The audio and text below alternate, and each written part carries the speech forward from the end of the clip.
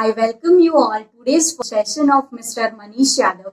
Mr. Manish Yadav has done MS in Analytical Instrumentation from MP in 1998, presently pursuing his PhD in Bioanalytical Chemistry. He has more than 22 years of experience in a biopharma R&D, bioavailability, bioanalysis, GXP, QMS, audits, and trainings. He is CEO and founder of Ethics in Consulting and Result Solution Ahmedabad. Also WHO trainer, BABE trials and inspections, Geneva, Switzerland. He has experience of a train and trainer, Ministry of Skill Development and Entrepreneurship, India. Authored 50 plus research articles published in a reputed international journals. Delivered 50 plus invited talk and national and international conference. Established and successfully run 2 CROs, 3 BABE centers and 9 bioanalytical labs. As auditor, successfully conducted 300 plus third-party audits and monitoring. Trained 1,000 plus bioanalytical clinical BABE, QA, GCP inspectors and regulators globally. Executed the first HPLC MS and MS experiment of bioanalytical lab of Aurobindo Bin, GVK Bio and Vida CR. Worked for a reputed companies like Lambda, Toronto, Cadila, and many more. Thank you. So let me start my sharing my screen. Okay, guys. So, dear friends, myself is Manish Yadav, and today I am pleased to speak on behalf of Gujarat University. When they requested me, they invited me. I am honored for this opportunity to present, to talk to you. Basically, today I want to talk on the Green Lab, online refreshers course in chemistry, so organized by Gujarat University. So today I'm going to talk on Green Lab, its sustainability and future perspective. So myself, Manish Yadav, and I am founder and CEO of Ethics right now. It's basically a consulting firm. And I'm WHO trainer from APAC region, appointed through Geneva, Switzerland. I'm the trainer also. So with this brief introduction, let me start what I want to talk about. So I would like to talk or start my talk with a philosophy which I follow in my life. It's through George Bernard Shaw, and I strongly believe in this, which I followed throughout my life in pharma career when I worked for 16 years. And after that, I decided to leave the job when I was associate vice president at Alchem Labs, Mumbai. And then I started my own company named as Ethixin, CRS, based out of Ahmedabad. So I strongly believe in this philosophy where I believe if you have an apple and if you have an apple and I have one apple and we exchange apples, then you and I will still each have one apple. But if you have an idea and I have an idea, and if we exchange ideas, then each one of us will have 2 ideas. Thank you so much.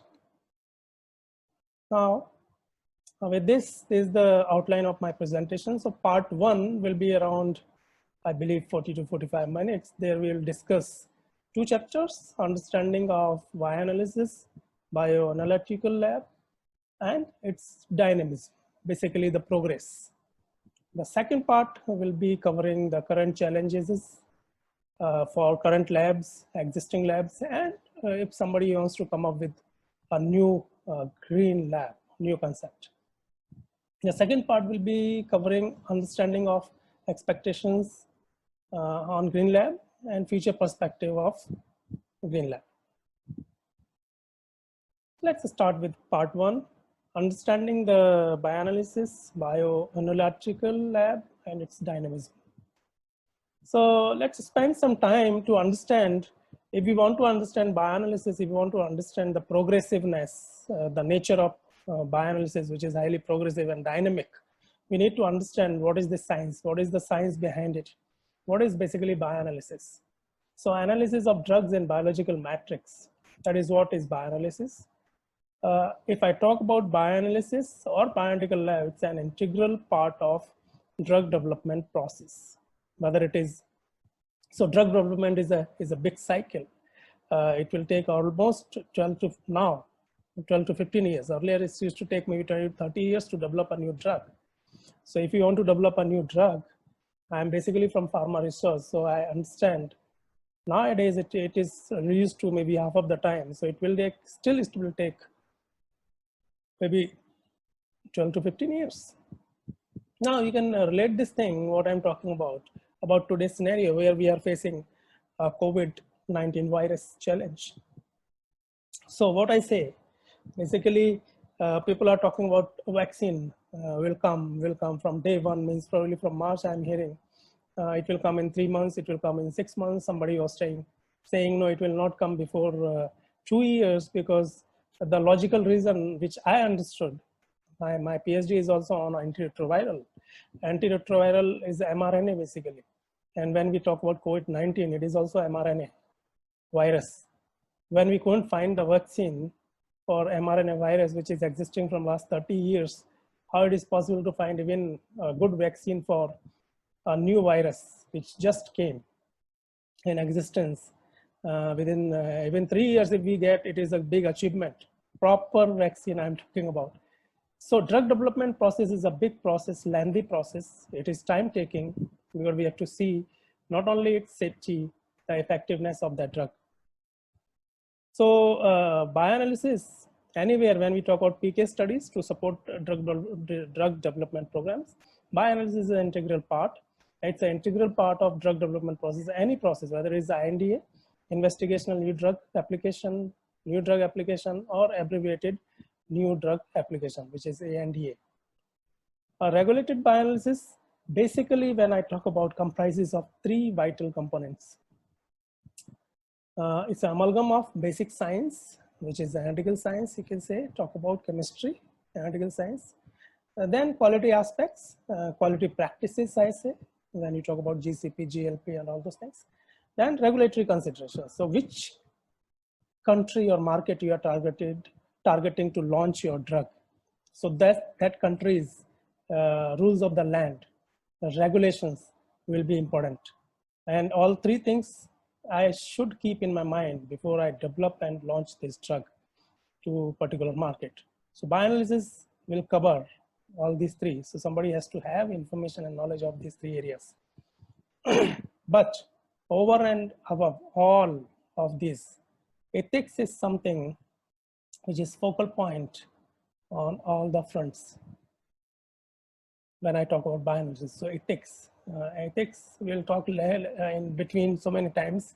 So ethics is nothing which I believe when we are, or I am working alone, when nobody is watching me, how I am working, what kind of policies, what kind of SOP, standard operating procedure, or what kind of intent I am keeping, whether I want to finish my job like that only with the quality, or fatafat, fast, or it is with proper way.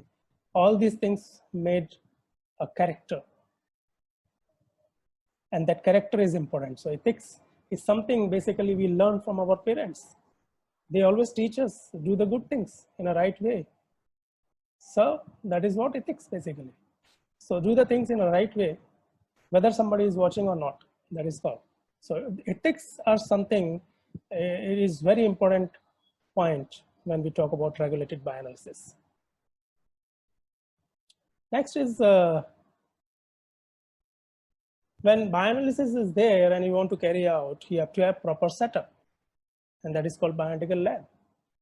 So what is the principal goals of a bioanalytical lab, ideal or typical bioanalytical lab? So bioanalytical lab is basically intended to develop a high quality bioanalytical methods with the characteristic of what? Basically error resistant, less downtime, less rescheduling. Means when you use this method, we should have proper identified criteria. All the values should be within that criteria, well within that criteria, not at the border even. while validating the method after development. So well within the criteria. When we apply this method after validation, this method should not have much error. So it should be error resistant, should not fail again and again. We run a lot of samples in batches. So those batches failure rates should be nothing actually. It should be zero actually, ideally. But even then, if there are failures, should be less. So downtime will be less. Otherwise, we will keep wandering, spending time in troubleshooting, and there will not be any performance. So again, rescheduling of batches, analysis, reanalysis. We'll talk later on this part of the, maybe next part of this presentation. I'll try to talk on repeat analysis and other things. So rescheduling. Another important aspect, it should be cost effective. We cannot, when we talk about regulated bioanalysis in commercial space and anywhere in the world, the good bioanalytical lab has to have some performance criteria. They have to perform. They have to be profit making. Otherwise, nobody will run that facility. So there will not be any existence of good bioanalytical lab. So it should be profitable. So cost effectiveness is also important, but not on the quality of cost of quality. Right? So quality has to be there in all aspects. Generate lab should be able to, or method should be able to generate reliable, reproducible testing data. And here it comes to data integrity, which is a very high focus area for today's regulatory agency. On any auditor or inspectors coming to your facility, they see this aspect critically.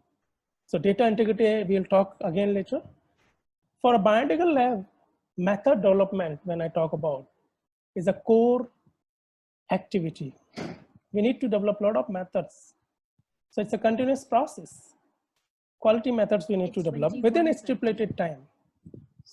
It demands extra efforts along with management of other time-bound routine projects. So when somebody is working like a senior scientist in bioanalytical lab, he has to not only continuously focus on development part of methods, various methods, one or two, whatever his responsibility within that group.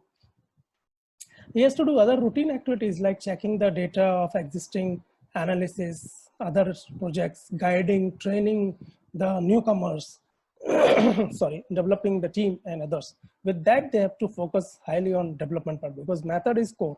If method is good, their life will be smooth.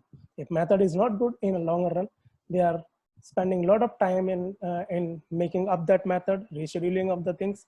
So it is time consuming and definitely not at all cost effective. When I talk about other important things, how will we decide whether this method is good, what we are developing, or how we develop a good method? What are the characteristics of this method? So high quality method is in high demand. And I always tell to my team, high quality methods, it will be in demand, always be, because it was, it is, and it will be. And I relate this thing with one of the example there. I say, good people always good people always are in demand, because even a bad person needs a good person. Similarly, high quality method may be a little bit taking more time. Sometimes we feel it's tricky. Sometimes management come and pressurize us for timelines and other things, but we should give enough time to develop this method. To have quality output, we have to spend time in development so that later on we should be able to save time, and it will be in multiple. Because if something happens after development, after validation in analysis phase, it is really a wastage of time. It's a huge loss. And sometimes you lose even clients and businesses because they will not come back if you are not able to deliver quality results in time. Anyways, so the quality of bioanalytical method can be decided by 6 M's. This you all should remember. This is very important slide. The 6 M's basically are man, machine, methods, material, milieu means environment, and management. So quality of any method, analytical method or bioanalytical method, will be decided based on this. And we should focus on these sub criteria also while developing the method. Like when somebody is trying to develop a method, we have to have skilled manpower. We have to have skilled manpower. Machine has to be calibrated, robust and qualified. Only then we can use this machine. So I'm saying without checking this, if we started developing and we developed and validated also, then later on the auditors will come, they will never accept this method because they will check this aspect. Methods, whatever methods, preparation methods, solution preparing, mobile phase preparation, biological sample treatment, these methods has to be properly characterized. Again, it's a part of development, then we validate those processes also. Should be suitable and documented properly. In regulated bioanalysis, I say, where I'm saying reg bio, it's a regulated bioanalysis. Short form is reg bio. Here, the science is very important, as you all know, in analytical science. So science is important, but equally documentation is very important. If we don't know how to document my experiments, we are not the people who can sustain in bioanalysis, regulated bioanalysis. Another aspect is material. So what are standards or material or liquids or solvents we are using should be of proper quality. They should be with COA. Even the, suppose we are using the drugs, the molecules which we are dissolving in the solvents, making solutions, those drugs also should be properly identified. Then milieu means environment. We have to have proper temperature controlled. Most of the labs are AC, air conditioned, centralized air conditioned. These labs and everything should be properly maintained. Two things, especially temperature and humidity, and irradiations, radiations, quality of radiations, vibrations. So like if I take an example of analytical balance, should be vibration. We should put these analytical balances on vibration free tables. Last is management. So all kind of support, all these materials, manpower, skilled manpower, good machines, okay. Management is responsible to provide all these resources. Only then an analyst or maybe group leader will come and probably develop this method. So method, when we are developing, we have to keep these 6 M's in our mind. This is very important slide. And a good method can be achieved through extensive testing knowledge, time and efforts. So many times we need to do testing. Once we find results are good, we need to do further testing. We need to we need to put variations in conditions little bit here and there, like pH. If there is a pH of 3, we are working, then 3.2, 2.9, 2.9, 3.1, how it is working. These kind of variations we have to do, and then we have to clear my method is still robust enough. In a longer run, method has to be cost effective. Now longer run I'm talking about. If you put good time initially in the development, you will be having less downtime and rescheduling in later phase. Highly desirable for management front, multitasking job. So when people are doing multitasking job, the good support from management is important. Next is, I'm coming to the lab infrastructure. There's a standard lab. You can see this is sample processing area. When I talk about bioanalysis, regulated bioanalysis, it's a part of clinical pharmacology, most of the time, the PK studies, pharmacokinetic studies. So when you talk about pharmacokinetic studies, especially bioequivalence, BAB, we say BAB studies, bioavailability, bioequivalence studies will have 2 parts.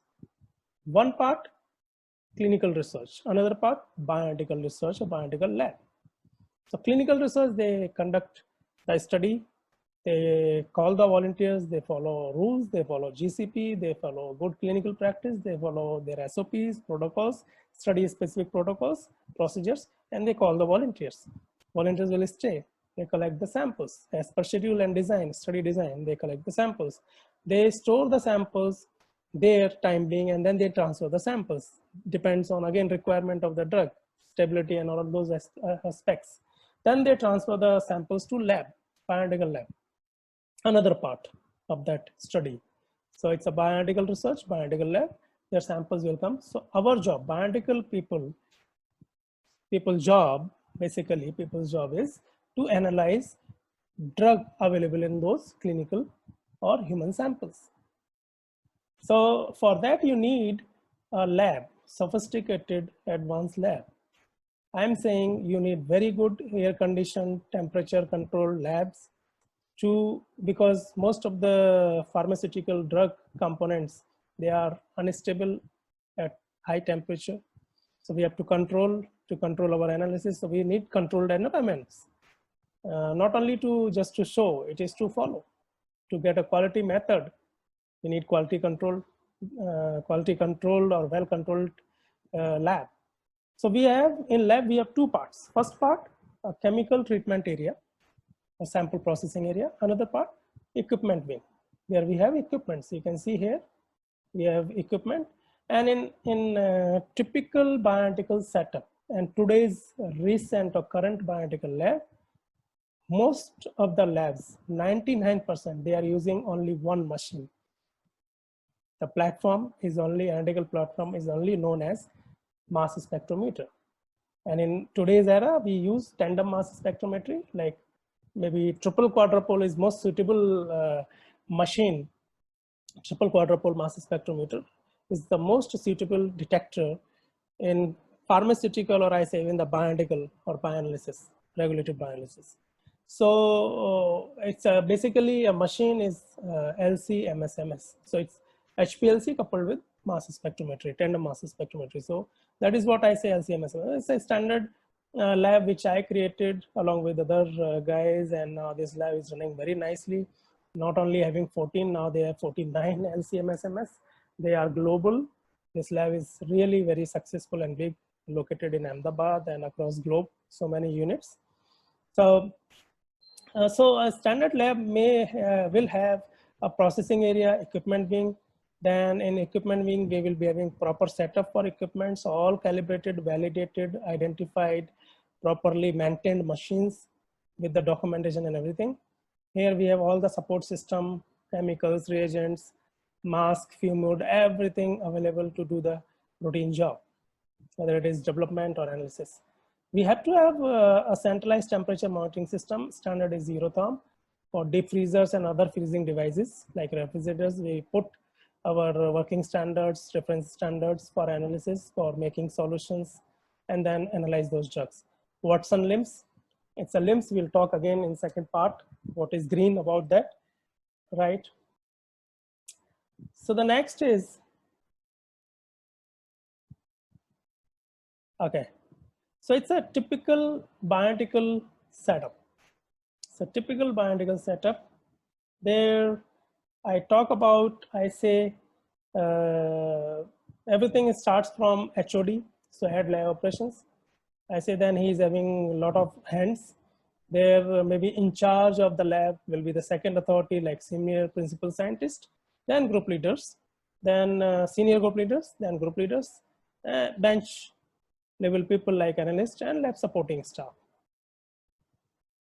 Here we say custodians, maybe washing people are doing, those guys, maybe undergraduate and that kind of qualification we need. But from analyst onwards, I say the postgraduates are being preferred. Then maybe equipment engineer is on site, or maybe they outsource this activity.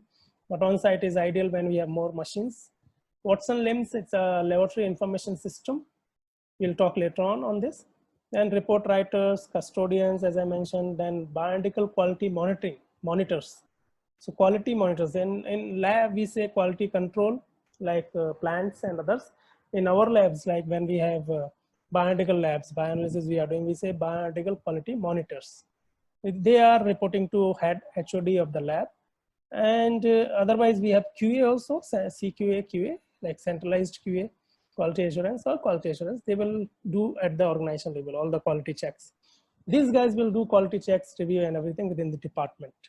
Like for clinical, they have their own CQM, clinical quality monitors. For lab, we have bioanalytical quality monitors. Right, so, and ideally it was very old data, 92. Now in the same lab where I talked about, located in Ahmedabad, we have more than 500 people. So now coming to the important aspect, when somebody is going for development, what is the starting point? So I'm just covering quickly. Like they have to have proper literature search. So these are the few references. I'm not going through reading each and everything. You can refer even later on.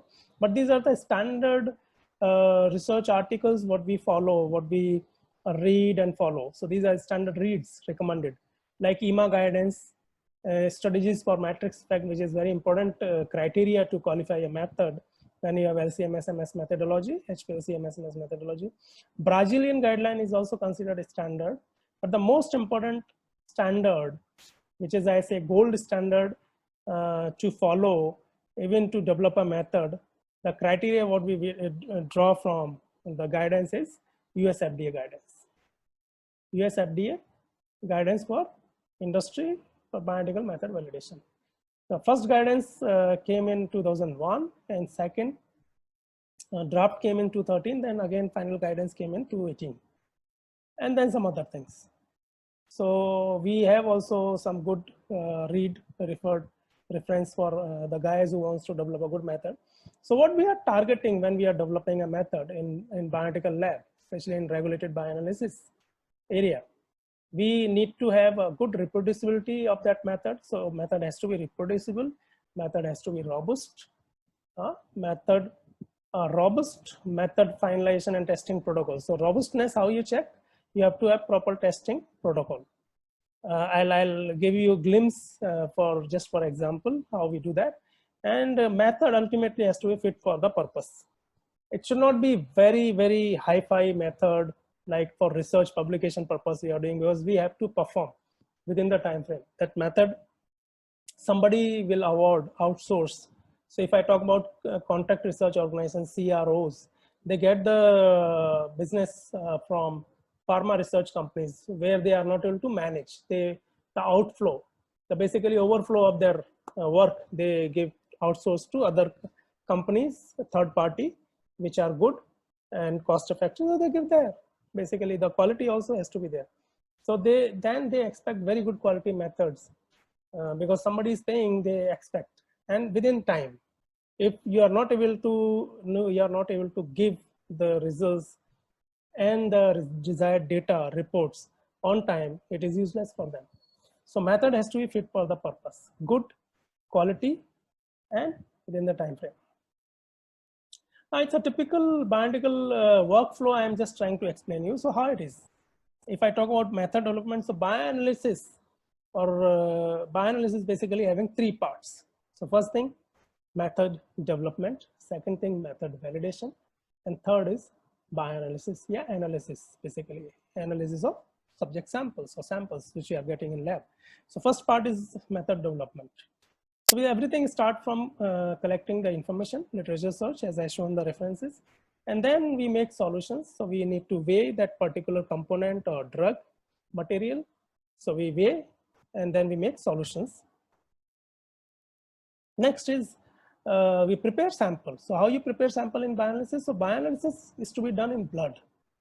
So blood is having two components basically, red blood cells, red color if you see of blood, it is because of red blood cells majorly. And then we have other cells also, but then majorly red blood cells. And second is watery part, that is called plasma.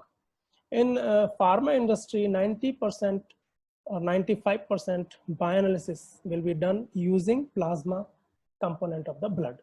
So here if I say sample preparation, it means we are adding particular drug in plasma. So this is called fortified samples, whether it is standard calibration to prepare calibration curve. Against that, we'll analyze the QC and unknown samples, we'll get the concentration. So whether we are preparing a standard curve, a standard calibration curve standards, or quality control samples, we need to add particular drug concentration, so that we'll get the final concentration of that standard. So like 1,000, 500, 250 nanograms if I talk about.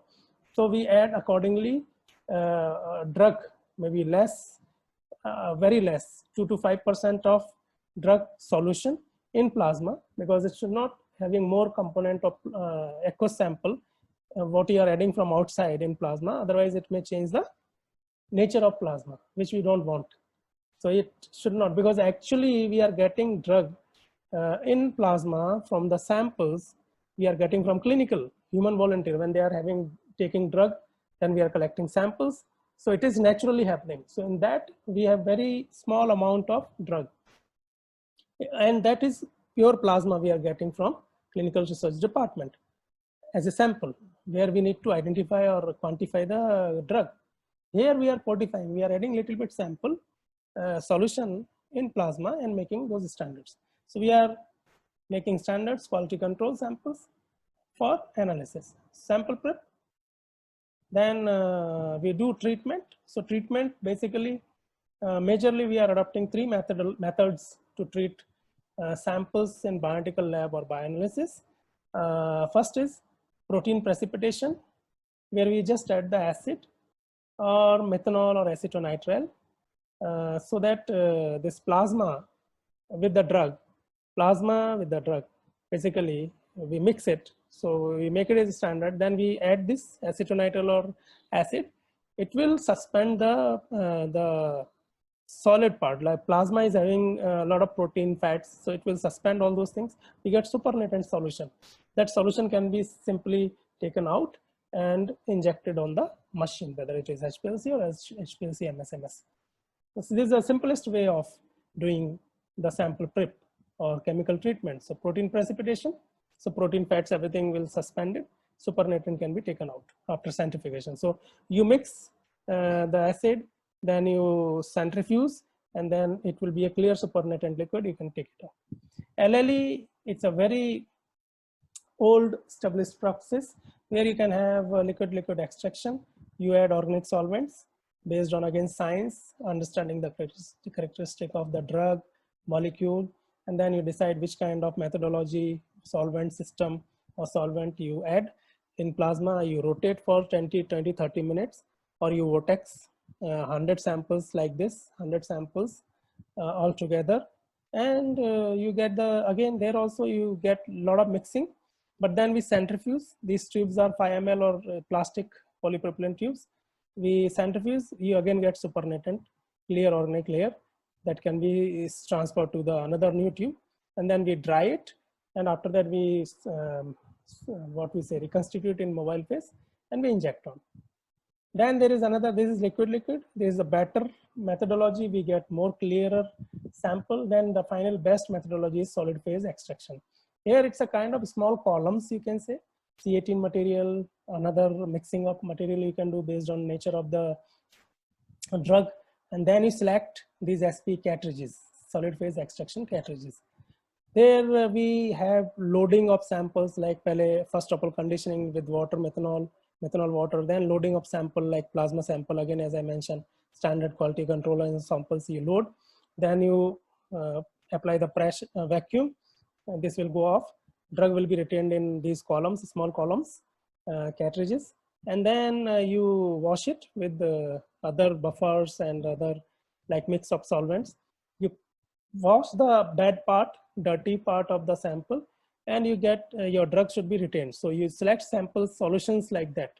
Okay, then finally you break that bond through a very strong, like maybe acetonitrile, or you use methanol with acidic condition. So it will break the bond with the partial, what I say, temporary bond of drug with cartridge material what they had. So you can get the pure drug in liquid, that, and that liquid can be again dried and reconstituted with the mobile base, and you can do that. So it's a long process. I will not go into the method development, but I'm just trying to tell you. So this is a standard flow. Once you select which method is better based on, again, results and combination trial, but these trials has to be done scientifically based. So we are getting results, based on results, you change your methodology approach, and then you go ahead. Like that, you probably finalize SP. So your processing method will be solid phase extraction, and then you go for another part, MS, HPLC, like you have HPLC, MS. So your MS, you have to tune, you have to optimize for the molecule. So start getting spectra, you start getting peaks, you optimize LC condition, there you have mobile phase, you have columns, everything. So it's another machine which I can't put the picture, HPLC. So you have three components here, basically. So method development will have sample preparation methodology, HPLC optimization, and optimization of MS. So you optimize MS with the parent and daughter ions, and then you set everything is ready. Okay, there also mobile phase selection, again a lot of chemistry, pH. Based on that you select your columns. Column chemistry you should know. You know solvent chemistry, you know mass spectrometer, so you know physics also a bit with the chemistry. Once you are good in this, you can develop, optimize these conditions, and then finally you get the bioanalytical method. It's a bit complicated. It's not typical analytical. Because of this sample prep area and combination of two machines, it has become complex area. Sample prep itself is a different, because it is not only chemistry. You need to have a lot of biological biology knowledge, because we are playing with the human samples, which is again blood, plasma, urine, serum, all these things. So finally we optimize the method and we say my method is ready. Then we'll go for a small experimentation before validation. Validation is a big experiment. Small testing experimentation, right? So these are the experiments. We do precision accuracy batches, we do recovery experiments, we do specificity like selectivity, whether my method is selective or not. We do matrix effect. This is again related to selectivity, but more intense methodology. And then wet extract means in liquid state my drug is stable. Then we again matrix effects. Another part is phospholipids. We check different masses. In presence of these masses, how my method is working. There should not be any interference or suppression, like some signal enhancement or signal suppression because of the presence of anything.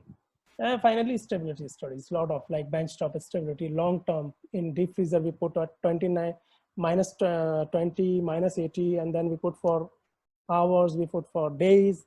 So we check long-term stability, we check short-term stability in solution, in plasma, in clean samples. So a lot of things we need to do. But these all small version, like some 2, 3 samples, 3 samples, and less overall batches. In validation, we have proper guidance, how many samples, how many batches you need to do. So those minimum experiments you do. But it's still a good method development person, if somebody wants to develop a method, will take 8 to 30 days based on molecule criticality, molecules complex nature, and knowledge of the person. This is a typical testing protocol.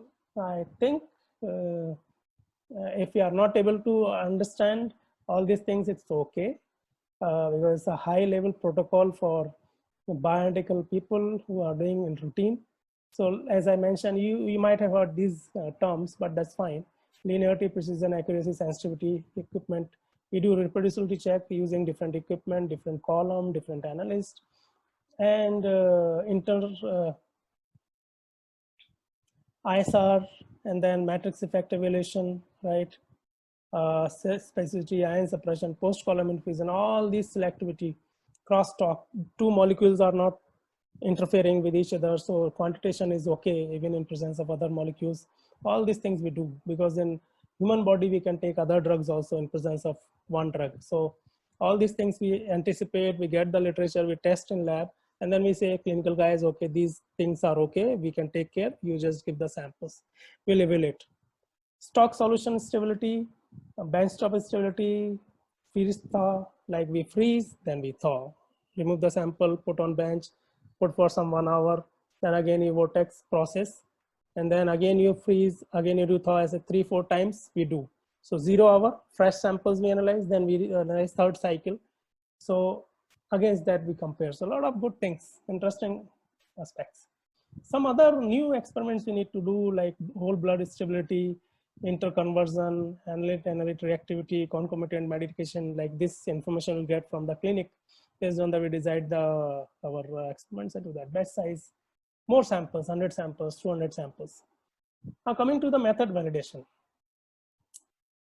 Very important aspect, as I mentioned, US FDA, EMA is European guidance, US FDA is US guidance. These 2 standards are gold standard. But if you talk about one, then I say US FDA method validation guidance is gold standard for bioanalytical people. So we follow that. We follow that. It is 2018. We have the latest guidance we received. and that everybody is following across the globe. So for us, whether we are sitting in Ahmedabad or Hyderabad or Delhi or New York or London, somebody is validating bioanalytical method will follow single standard across the globe. This is USFDA. So it's a gold standard, which I learned. So I did all my publications, more than 50 plus publications from India. While sitting in India, working in India, we did that international publications. So this work is acceptable because we did as per those standards, whatever we have done. So these are few things. Again, I'm saying some good references.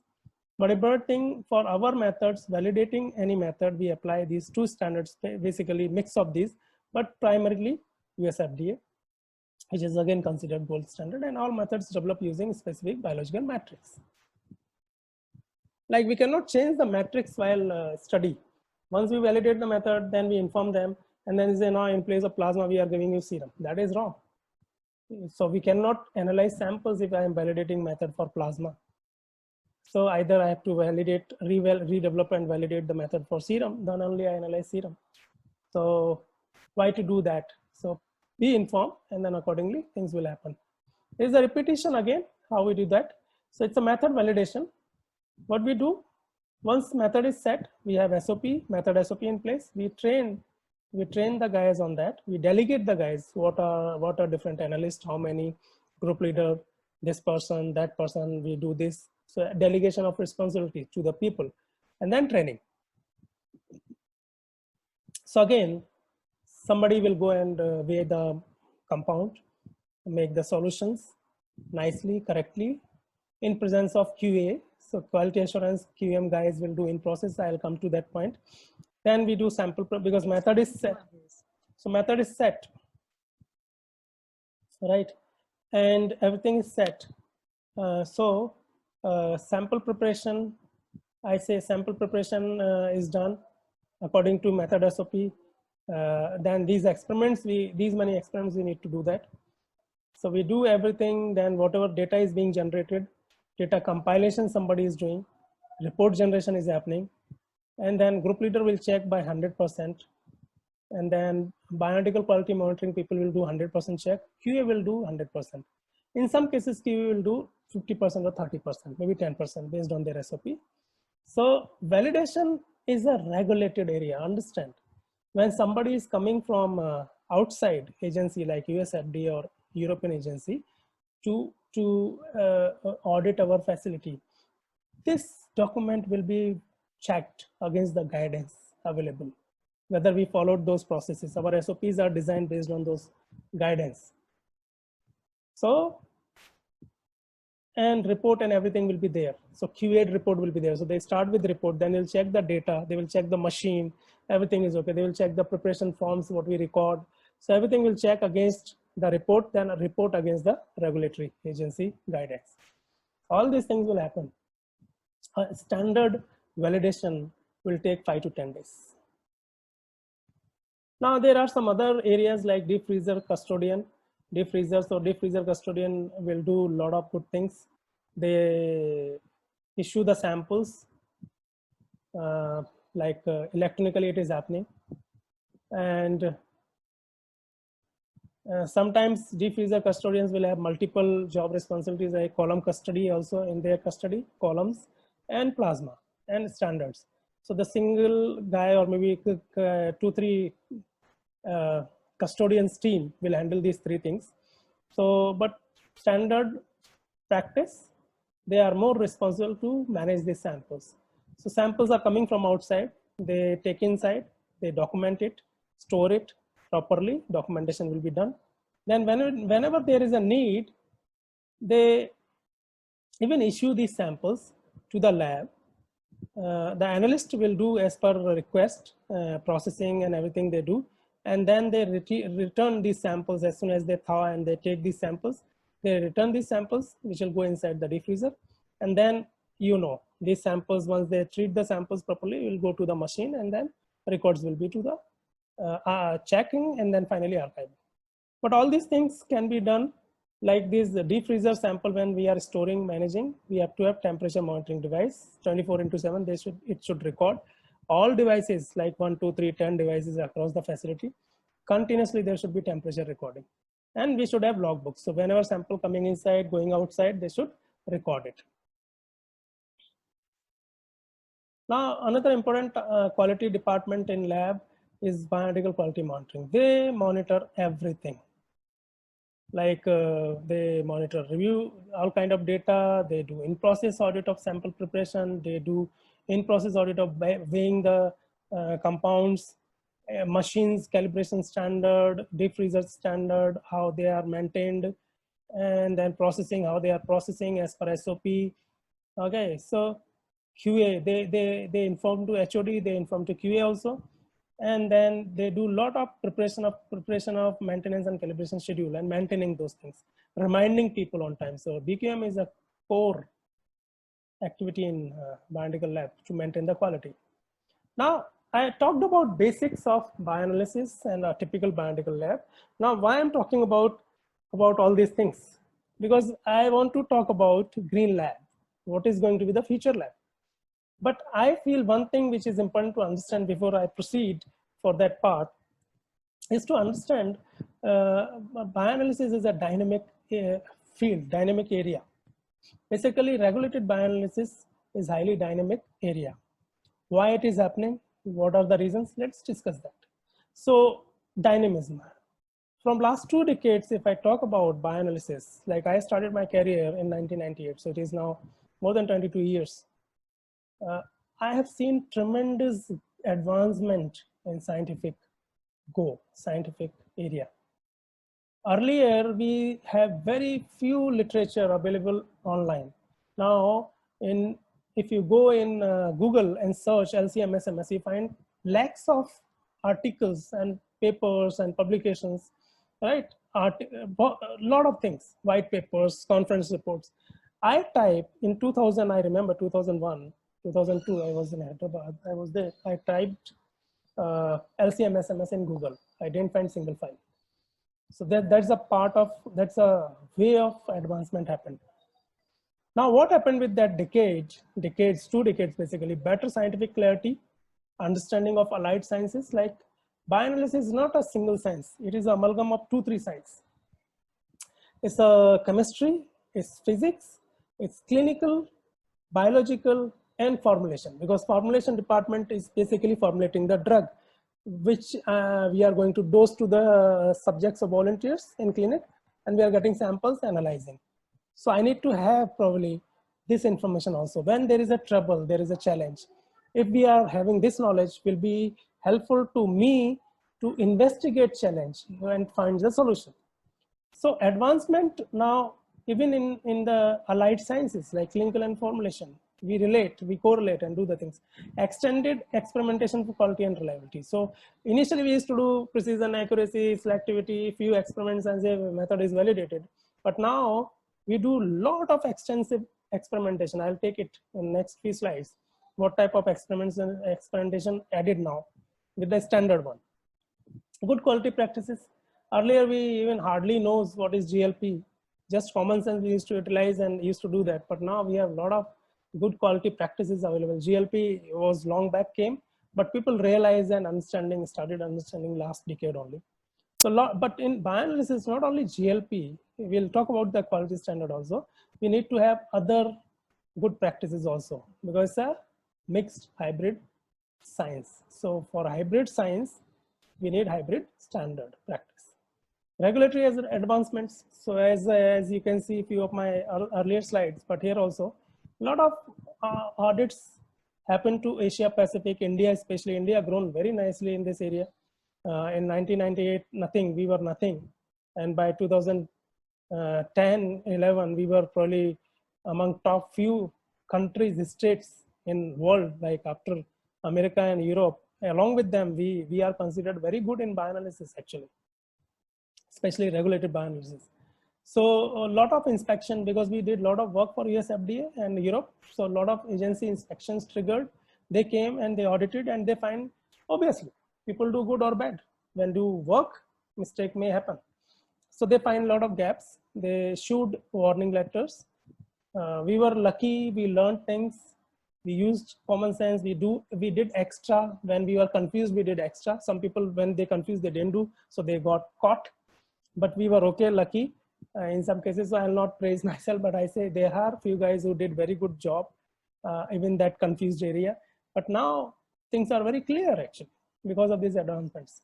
So what happened? A lot of inspections happened, a lot of gaps, findings, observations came to people, a lot of failures identified during inspections, which were again considered as crime. So they issued warning letters, they issued 483, means that's a kind of notice of concern from WHO. Okay.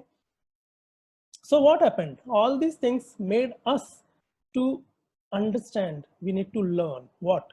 It leads to transformation in regulations and quality aspects. So we learned not only science, we learned regulations, what kind of regulations they are growing, implementing in their countries, especially US FDA, US and Europe, and then quality aspects. Because most of the Indian companies, they were launching their drugs in US and the European markets. Those are lucrative markets. There you have very good money.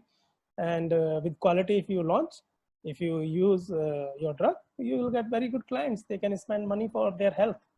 So that is the reason a lot of audits came from those reasons, and we learned. But out of this outcome, we learned a lot.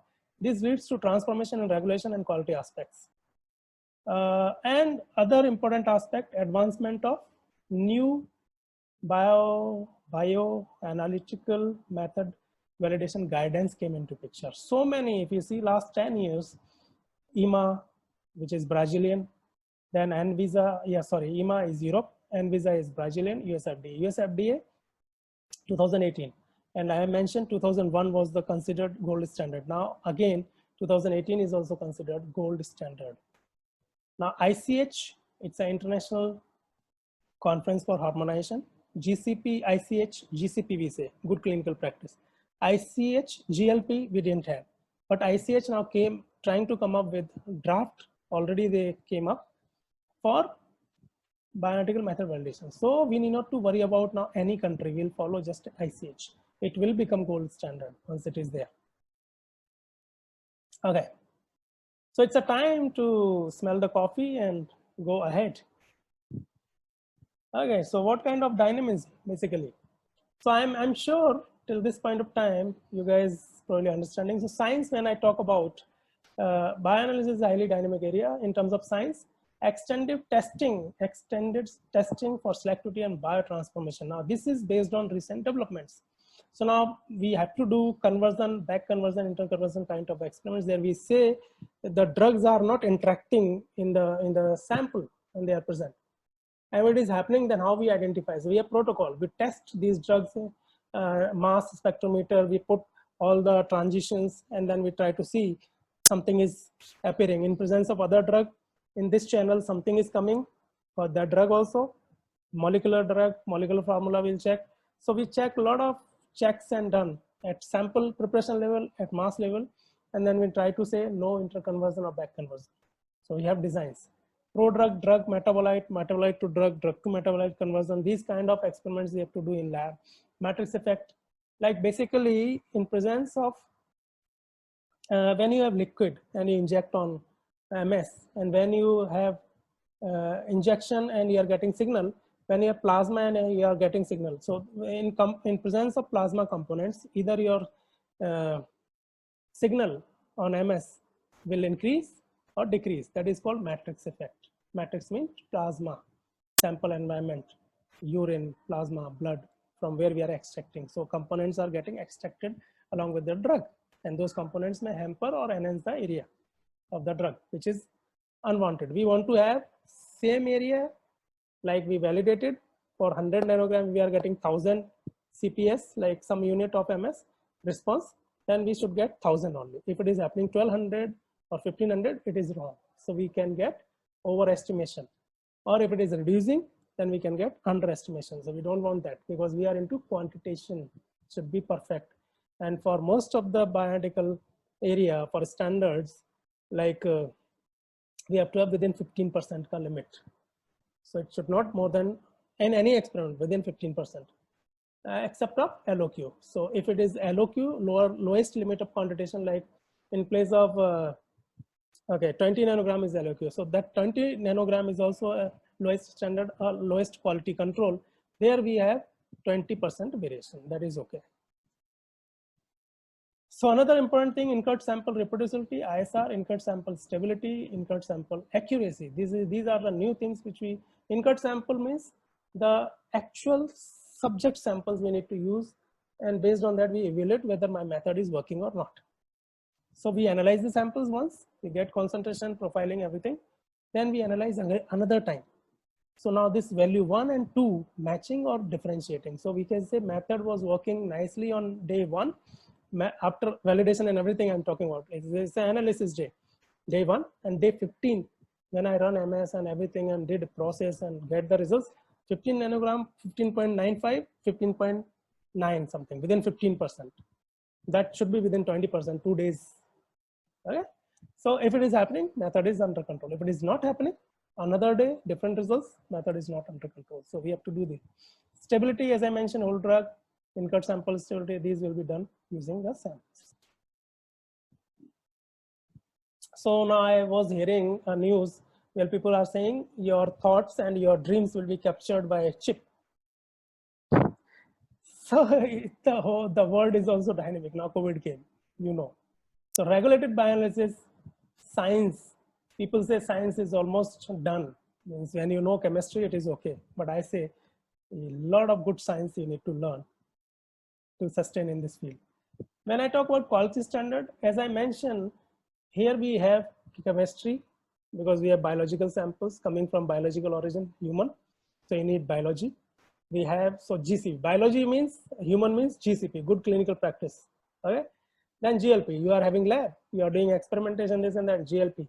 But in post analysis, when something happens during analysis, you need to do investigations, corrective actions, training, and so many things, root cause analysis, impact analysis. This is a part of GMP, post-analytical phase.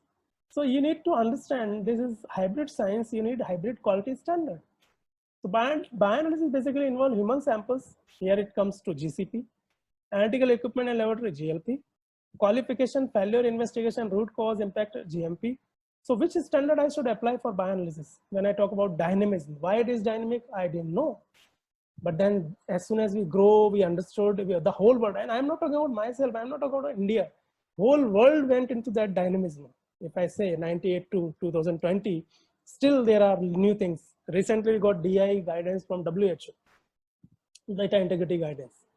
That's also happening. So many new things happening. So GCP, GLP or GMP, single, not useful. There was a hybrid science. So hence bioanalysis demands probably a very hybrid kind of quality standard, which is GCLP, good clinical laboratory practices. What is it? Scope देख लेते हैं. So it is applicable to the laboratories that analyzes samples generated during the conduct of clinical trial. Any trial which involving human and samples are coming, there it is applied. So where blood samples, if you are handling, GCLP should apply.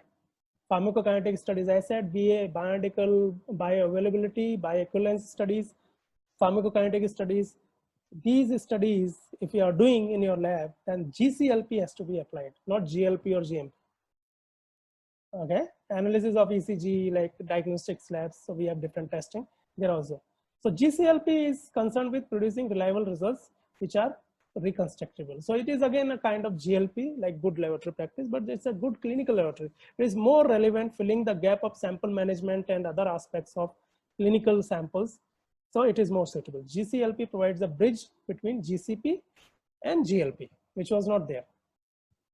So what it does, it ensures the reliability, quality, integrity of work and results, which are GLP expectations. It also ensures proper handling of human samples, chain of custody, sample management I'm talking about. Getting the samples from clinical, storing, then again giving to analyst for sample processing in lab, then again getting back. This should be under, because we are handling now human samples, not only chemical samples. So good clinical practice has to be applied. Ethics has to be applied. Ethics are very important focus for clinical medical practices. Doctor, when you go to doctor, Anytime we raise question on doctors working, because we believe doctor is God. Why we believe? Because doctor is doing his job without anybody's supervision, following good ethics. That's why we say God. So GCP is more of ethics, GLP more of processes, GMP highly process based, but GCLP it's a mix, emotions, clinical, human, and machines everything. Now, what kind of dynamism happened in regulatory? I divide into three areas when we didn't have anything. So before 2001, in 90s, we didn't have anything. We had some white papers, workshops, reports. Based on that, we devised reproducibility, accuracy, specificity, those kind of experiments we used to do for validation also. No much guidance. Second era, I divide post-regulated regulations era. There, 2001, I say demarked area in bioanalysis where first gold standard, first regulatory guidance for bioanalysis came for validation. US FDA, May 2001. Now it is a dynamic area because we have went through a lot of challenges, changes, big work, a lot of things happened globally. So a lot of conferences happened, problems, challenges discussed, white papers came, research articles came, machines improved, nanograms, picograms in place of micrograms. We went down to now femtograms. So many development happens, so many regulations change happened, so many GLP, like when we say quality practices also changed. All these things happened. Sorry. Okay, so that is highly dynamic area. So regulatory wise, I say is a dynamic area where we are living today. And now, very good example, I would like to tell you what happened. How much dynamism. See, GCP didn't change much. If you see the GCP first guidance, maybe 20 years back, and today, not more than 12 to 18% changes you see. But if you see GLP guidance, or if you see method validation guidance for bioanalysis, bioanalytical method validation guidance, 2001, you just check, go and check, read on my recommendation. And now you read 2018. Even you read after 10 years, only 2011 EMA guidance. There is a huge change, 40 to 50% change in guidance. You understand? It's a regulation basically. It's a law of the land. 50% change in laws. It's a huge change, even in regulatory. So how can, see, when the whole world is changing, how can I be sustaining without changing? Same thing is today I am realizing when COVID came in our life, right? So anyways, so it's a highly dynamic area, and this dynamism, probably I gave some examples so you might have realized, and that's the reason we need to be continuously on toes if we want to sustain in this area as a scientist, bioanalytical scientist, or even the lab wants to sustain, they have to be really progressive in thinking. So now the part one, second thing, what are the challenges for existing lab? And if you want to go for a good lab in future. So these are the few challenges I say very quickly. I can go through and then we can move to the second part. So first challenge, I say the repeat analysis. People, this is still a gray area, PK repeats especially. Data integration, when you integrate the chromatogram, when you get the spectra, when you get the chromatogram, basically how you are integrating. Data integrity is a different area altogether, big challenge. Still people are learning. As I mentioned recently, we got some draft guidance from WHO. Training is evergreen area, like repeat analysis. Training is very evergreen area. I'll tell you, I'll give some examples. There are a lot of mistakes people does, and still trouble. Outstanding regulatory findings. So some things which are coming even today after inspection, these are still area of improvement. So first thing, repeat analysis. So challenge, and then I'm sharing how we handle also very quickly. So most of the time people find they repeat the sample, they do the repeat analysis, but without rational, without reason. Reason has to be there. And for that reason, withdrawing that reason to guide for this reason, a newcomer, suppose I am trained, a new guy is coming and he wants to do a repeat analysis. We have to have SOP in place, good standard operating procedure. What other things should be there?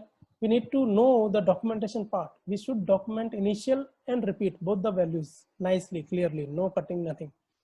Reported results and online in time with the time and signature. You record everything with the time and signature. So we design different forms there we fill while doing the activity in lab. Reported results properly, assay run identification properly identified, run time, date, everything, equipment is identified, calibrated. Reason for repeat analysis clearly you mentioned. Why repeating? There is a poor chromatography, there is a loss of samples, it seems half of the area something you are getting, so reason has to be there. Next, authorization of the reanalysis. So this analysis, if we are going before do any experiment of repeat analysis, the HOD or the senior person, senior group leader or HOD has to, especially HOD has to approve this, because he should know something is getting repeated. It's a critical thing. Regulatory people will come and ask, and they may come after 5 years. So how you remember 5 years down the line? So you have to have proper documentation. So in regulated bioanalysis, equal weightage has to be given to science and documentation. And we teach people like that. So regulated bioanalysis is different in two terms. First thing, we have biological samples coming from human origin. Second thing, documentation. Somewhere in standard analytical lab, it's okay to escape some of the steps, but here, no, nothing. Repeat analysis of a clinical and preclinical samples should be performed only under a predefined SOP. So we have to have SOP in place so that we can avoid all these issues. Otherwise, they keep asking, and after some years, even somebody will not remember why we did that. Even then we remember, it is difficult to identify the reason. So it should be done properly. SOP of guideline for repeat analysis, reason for repeating, and acceptance criteria should be there.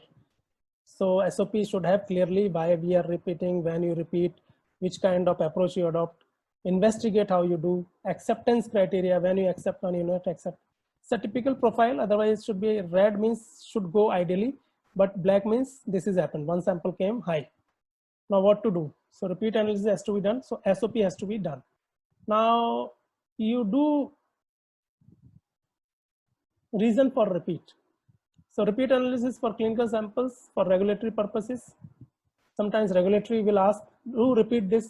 Why didn't you repeat? We got good results, accepted, we submitted, but they observe, they say, no, repeat this sample. So we repeat that, that may be one reason. We repeat inconsistent replicate analysis. We repeat earlier analysis and repeat analysis, we have different values. So again, we go for repeat. That is also another reason. Sample outside the assay range. So we have 100 to 10 nanogram to 100 nanogram calibration range. This is my range, concentration range, but sample is coming 120 nanogram higher. So we need to dilute and we have to take it in that range, and then we anticipate it should be within the calibration range. That kind of assays we need to do. Equipment failure, processing errors, poor chromatography, this peak is not proper for that sample, we can go for repeat. Inconsistent PK data. This is very gray area. That's why I'm saying repeat analysis for PK reason. PK data is very gray.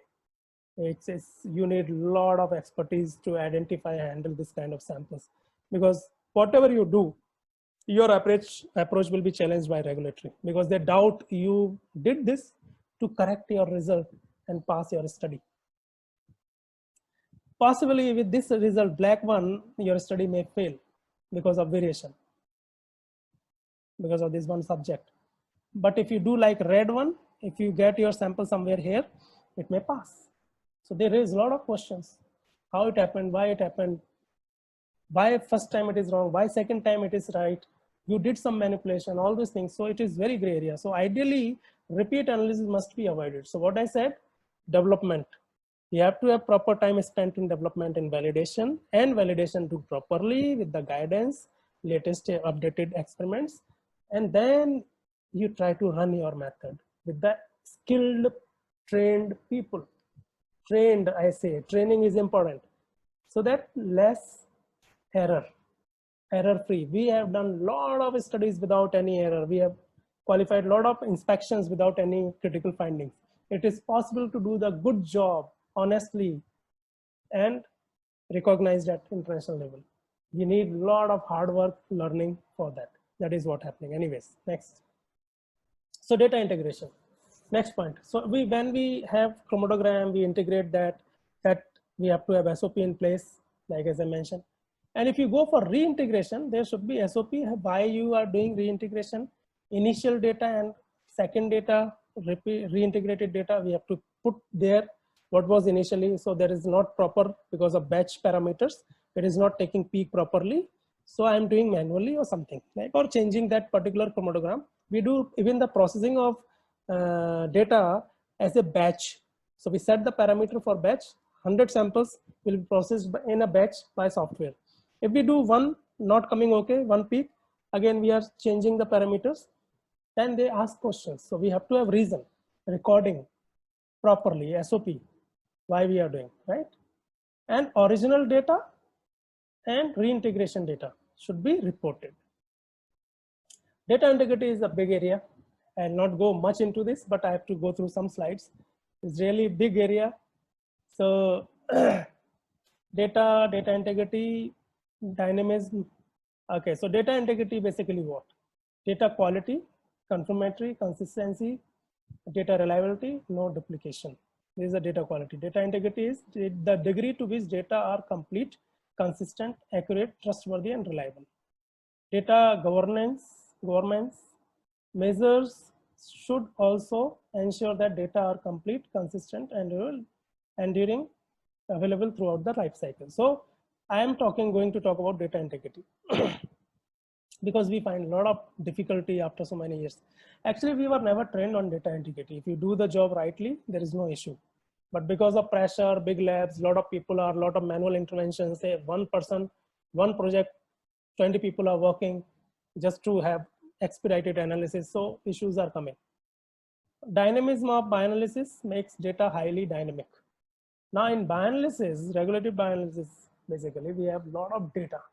So data is also dynamic because things are changing. Means regulations also changing. Okay. So data integrity importance. Data integrity issues importance. If I talk about only one thing which I want to mention to all of you, if we are sensitive enough about the regulated bioanalysis, it's a very sensitive area. If any issue happens related to data integrity to this area, basically it is not only impacting the business of the that lab or company, it is impacting all the employees and country also. It's very serious. We have to do our things. It's a legal obligation now to report accurate and correct data. So it is not like my choice. I do good job or not do GLP, non-GLP, GLP options we don't have. If you want to do bioanalysis, we have to follow this. Data integrity issue break trust on the organization and all these things. So it's a serious thing. So when I'm doing, I should do my job properly, whether I'm manager, analyst, or custodian.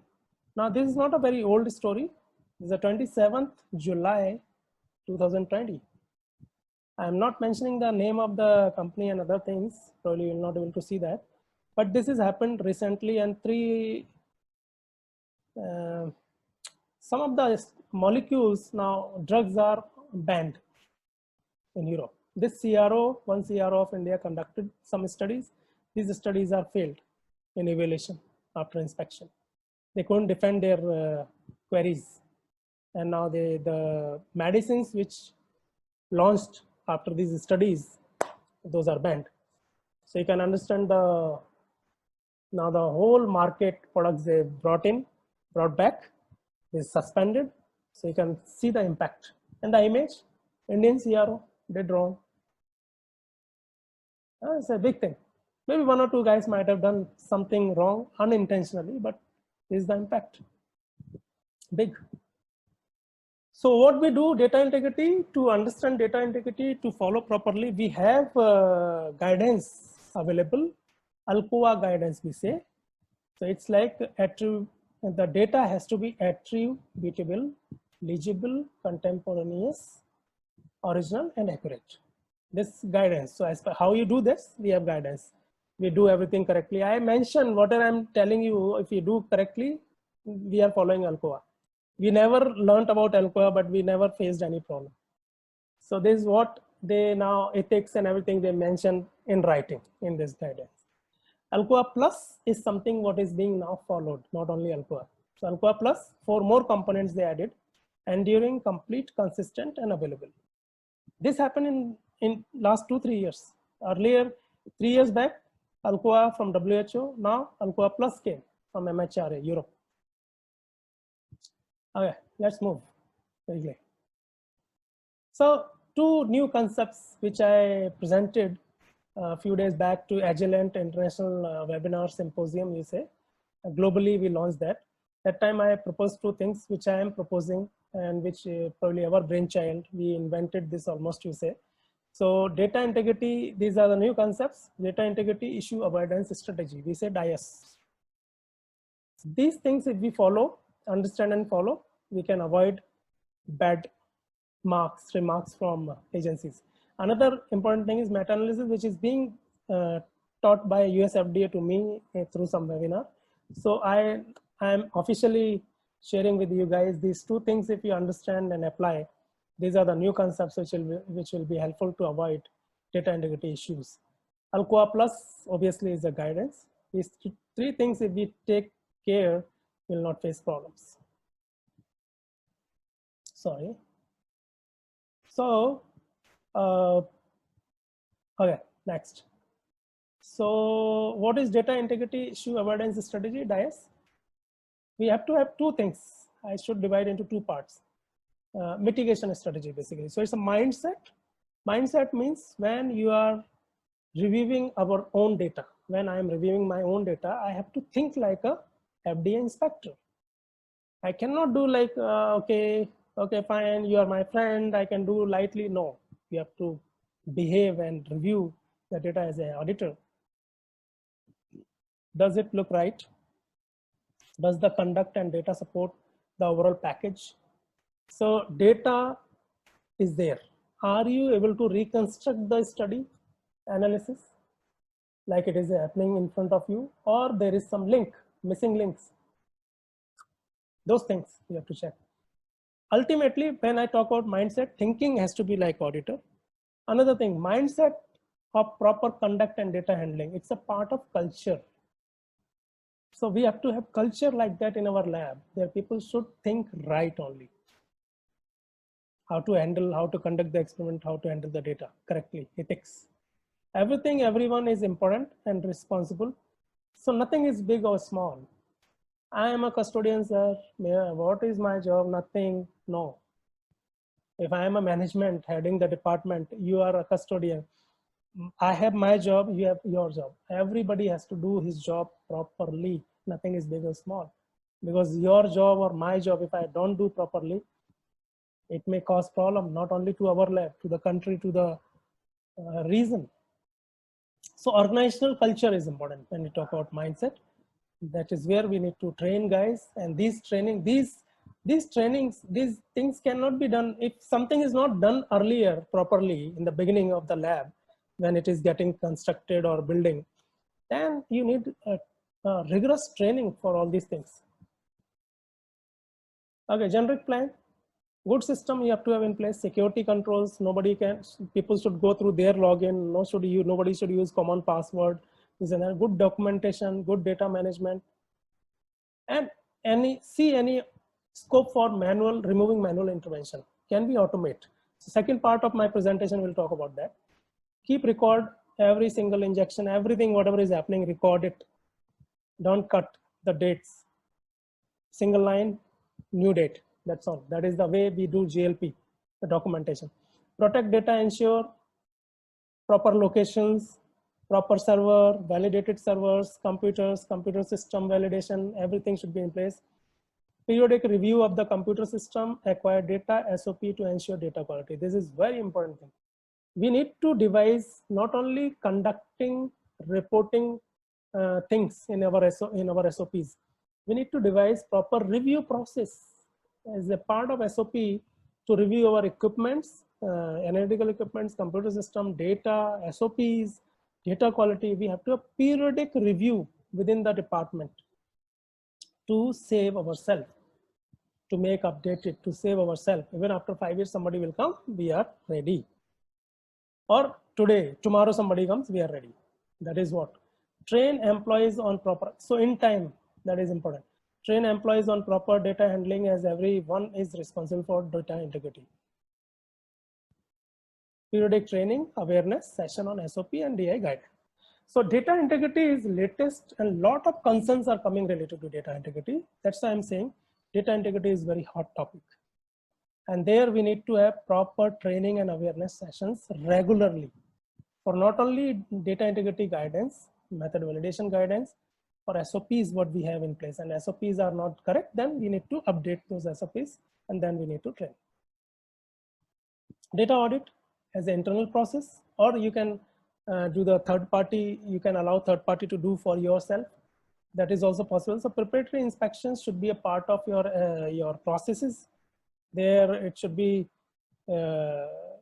presented. The entire audit has to be presented to staff like your actual regular inspection is happening. So as a third party regulator, I go so many times, I do that. I'm a consultant. After 16 years of experience, I started my own company. So now I'm a biopharma consultant, helping so many guys, so many labs in India and outside country.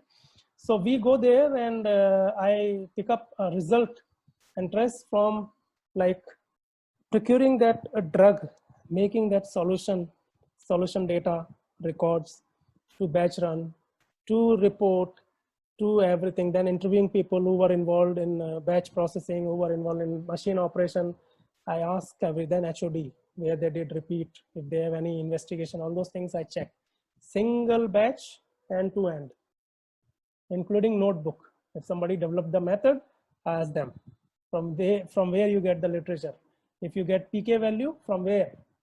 So that is what the way you should do, either within the organization through your QM, BQM, bioanalytical quality monitoring, or QA, or third party. So do the best. Verify the data integrity, audit trails, demonstrate all data is readily retrievable. Now, the good thing, understand, everything done nicely, recorded, everything done in time. We are happy. Everybody is happy after our quality conduct of that study. Even validation is good, analysis is good, everything is good. But your data storage archival is not proper.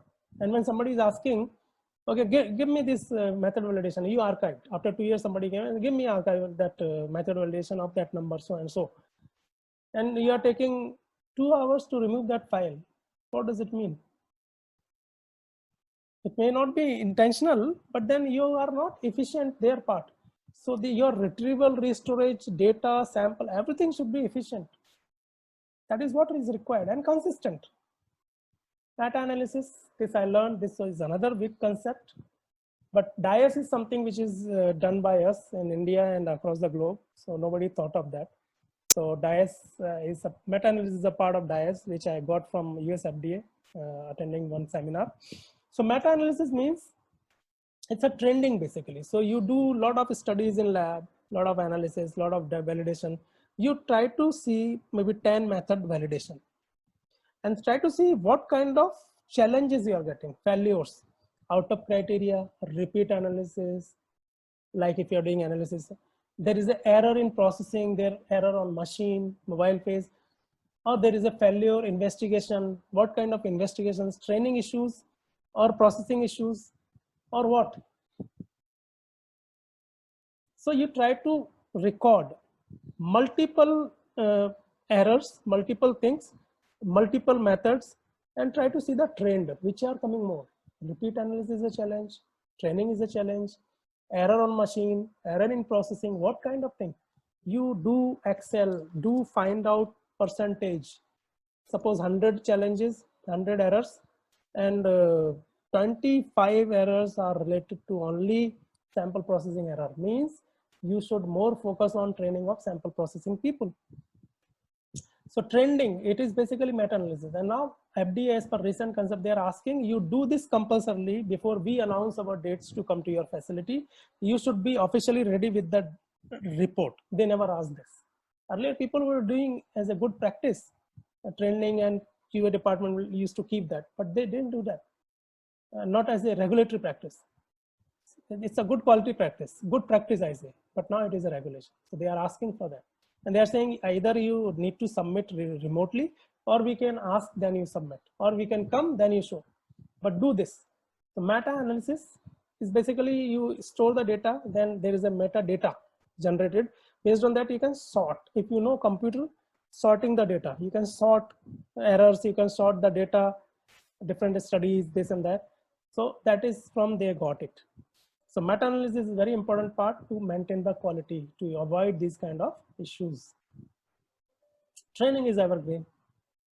Till the time we are in lab is having automation, lot of machines, this and that, but still for taking decision. Now people are saying artificial intelligence, but still drug discovery needs, even in this era, a lot of human brain to take the decision. So that is what I need. So manual intervention, whenever it comes, there are chances of error because we are not machine. We cannot be consistent as machine because we have emotions. Today my mood is not okay. Somebody came to me and say, sir, kya karna hai iska? What kind of decision? Yes or no? P ke lena hai, nahi lena hai? All those things they say. I say, okay, lena. And if I am not in mood, not emotions are there, it may be wrong decision. So I need training, and same thing I need to do for others. So when there is a human, there are chances of error. When there is a human, there are chances of inconsistency. When there are manual intervention, inconsistency may be possible. So we need a lot of training. Training of mindset, training of technicality, training of quality, training of regulations, training of balancing, and then training of consistency. Then training of SOPs, preparing good SOPs, preparing procedures, so that we can get consistent outcome each and every time. Training is important for consistency, consistent outcome. And most of the audits, today if I talk about problems, data integrity and trainings. Data integrity, errors, and investigations, corrective actions. Training, anything. Who the guys who has done identify the samples not properly identified, not training properly identified. So something happened human. So training is evergreen area. So we have to have proper training. Their JDs, job description and CVs should be in place, and proper SOP for training, detailed SOP for training. Trainings can be on SOP, trainings can be on processes, training can be hands-on, training can be within organization, training can be from the conferences outside. They can call the trainers from outside. I'm WHO trainer, I'm going, so people are taking help. So training records are to be maintained properly. Again, everything is done nicely, but training records are not maintained properly, then again you are gone. Now somebody is coming and checking, it is gone. It's not good. Okay, great. Now another thing. So outstanding findings. What kind of findings we are getting now, even after having all these things? This is again part of dynamism. Challenges. So poor understanding of quality and regulatory requirements. So people say, sir, we know this guidance, this is saying this, but their understanding on that, sometimes they say between the lines, we couldn't understand. So quality control samples, suppose we have 3 concentrations, 3 samples per concentration. So they say 4 samples, sorry, 3 concentration levels and 4 samples, so 12 samples. So 3 levels, 4 samples. Now they say total 67% samples has to be passed, and each level 1, each level 1. But in that case, in guidance, they have given 2 samples, 2 samples per level. Total 67, each level, only one sample has to be passed. Now people started saying, even then they were taking 4 samples per level, and they're saying my 1 sample is passed now as per guidance. But from day one, I followed that. If I'm taking 6 samples, I say, boss, minimum 3 samples has to be passed. In my validation, I used to take care all 6 should pass. But in worst case scenario, at least 3. If 3 are not passing, I say reject the batch, go again for analysis, rerun, reprocess, rerun. So understanding what they are saying and then implementing properly. So poor understanding of quality practices and regulatory requirements is one of the biggest area. There people are saying this reason of repeat is not okay. This investigation is not okay. Corrective action is not devised properly, completely. It is not complete. Poor implementation of well-written achhi SOP. You got somewhere some good references or through your friends or companies, got a good SOP, but when you implement, people are not able to do that as per that SOP. So good SOP doesn't mean anything.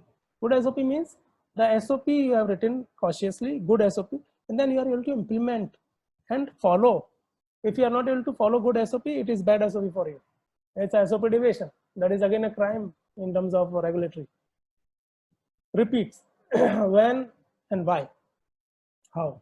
So when you say repeat, it's a very critical area. Repeat analysis has to be done properly. When you need to do, should define in SOP. Why you are doing, reason has to be very clear. How you do, 2 samples, 3 samples, different days, these many samples, this is the way, everything has to be defined. SOP wise, in SOP, and then method wise. Then you go, then you record. If anything happens, again record, close it. Take multiple departments help if it is not. Go to formulation, try to discuss with them also. This happened, you know about your molecule more. So tell me, is there any interaction, any other chemical which may be involved minorly? You didn't mention in content, but you know, small amount. Yeah, I added TFA, I added for that. But then you can say, oh, on my MS, that may be a pause. I don't know. So those are things. Anyways, documentation, neglected area, because scientists like science. When you say document, they say, oh, no, sir, I am not feeling good. I say, if you want to sustain, if you want to grow, you need to learn documentation. Documentation cannot be missed in regulated area, regulated lab.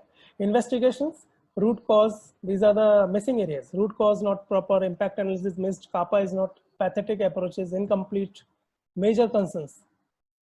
And training, insufficiently trained staff. Lot of pressures to perform, limited resources, less budget, more profit, less manpower, more work. And people want to go on time. People are not like earlier. People are giving hard work. Even after 6 years, 6 o'clock, they are working 12 o'clock in night and they are not crying. But today's generation, you know, they need to do so many other things. So they may go on time, but if they are going on time, then we are compromising on quality. So properly trained, mentally, physically, scientifically trained guys, and then they should understand their job. Every job is important, nothing big or small. Insufficiently trained is the major maximum findings we are finding in this area. It's a very important area.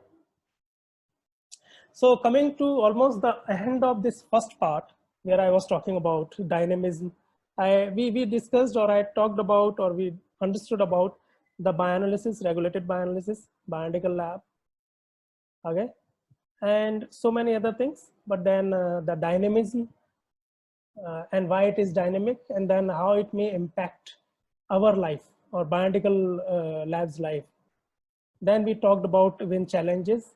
Now I'm coming almost the last part of this, last slide of this part, where I'm talking, raising some questions so we can move to second part nicely and we can start with a big bang, right way. So what is green? Quality science with ethics. This is what we need to understand if you want to go ahead with the right mindset for the lab. In my average lab, I need to convert into green lab. Green means the best identical lab for me, ideal lab for me. So quality science you need to understand. With the ethics we need to perform. Alert and ever ready.